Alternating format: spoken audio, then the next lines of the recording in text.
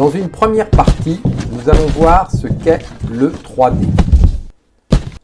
Le dessin de gauche est un travail en aplat, avec un détourage noir, ce qui est souvent le cas en bande dessinée.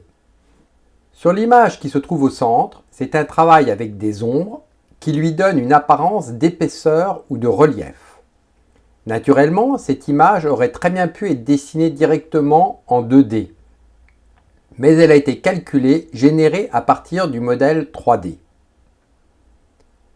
La dernière est une image en stéréoscopie, à regarder avec des lunettes dont un vert est rouge et l'autre bleu. Aucune de ces images ne sont de vrai 3D. Elles ne donnent juste qu'un effet de relief plus ou moins réaliste. Par contre, l'hologramme donne une image vraiment en 3D. Et c'est d'ailleurs pour cela que je ne peux pas la présenter sur un écran qui, par définition, est en 2D.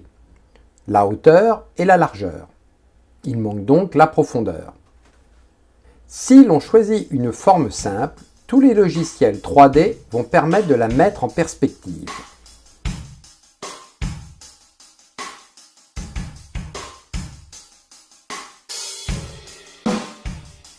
Naturellement, on arrive au même résultat en dessinant directement cette forme en perspective.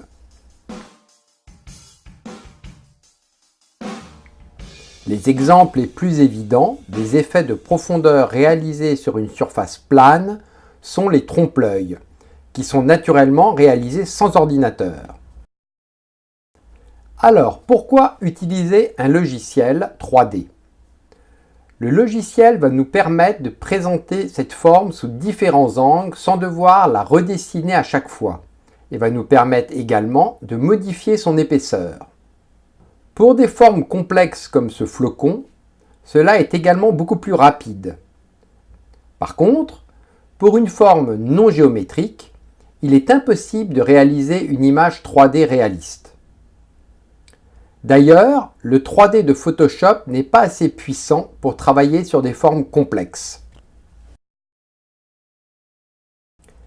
Si d'autres logiciels le font très bien, cela ne peut fonctionner que sur des éléments prévus à l'avance pour pouvoir être vus sous tous les angles.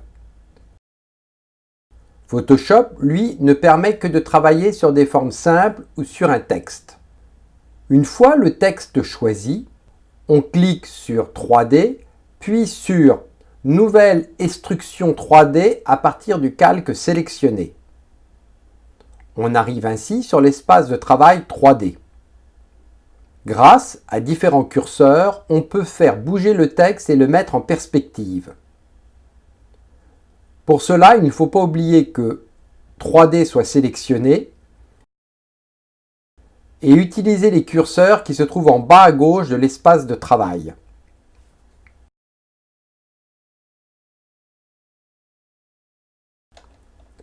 Un curseur sur la droite permet de régler l'épaisseur des lettres. En cliquant sur « Matière de l'extrusion 3D », vous pouvez modifier la matière et la couleur de la profondeur des lettres. Vous pouvez aussi donner un effet de matière au premier plan en cliquant sur « Matière de la dilatation avant 3D ».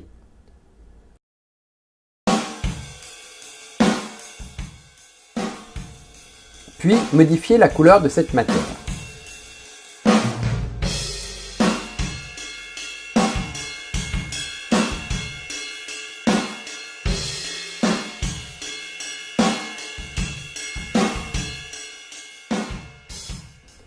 Il ne vous reste plus qu'à régler l'éclairage en cliquant sur le petit soleil.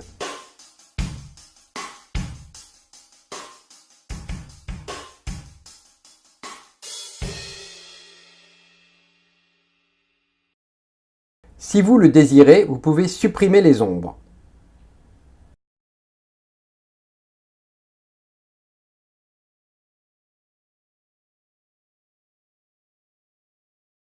Si l'outil 3D ne fonctionne pas, vous allez dans Édition, Préférences, Performance et vous vérifiez que la case « Utiliser un processeur graphique » est bien cochée.